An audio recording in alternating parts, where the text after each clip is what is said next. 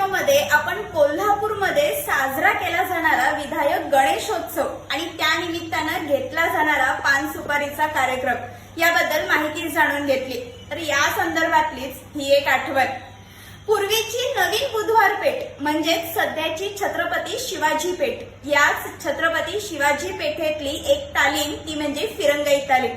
या फिरंगाई तालमीनं 1932 साली विधायक गणेशोत्सव साजरा केला होता आणि यावेळी पान सुपारीच्या कार्यक्रमाला सत्यशोधक समाजाचे अध्यक्ष गंगाराम कांबळे यांना अध्यक्षपद दिलं होतं। तर भाई माधवराव बागल यांचं तिथं भाषण ठेवण्यात आलं होतं। शिवाय छत्रपती शाहू महाराजांच्या खास मर्जीतले असणारे शाहीर लहरी हैदर यांचं सुद्धा अस्पृश्यता निवारणासंदर्भात तिथं भाषण ठेवण्यात आलं होतं। तर असा हा पुरोगामी विचारांचा वारसा जपत त्यावेळेला साजरा केला गेलेला हा पान सुपारीचा कार्यक्रम आणि तेव्हाचा हा गणेशोत्सव।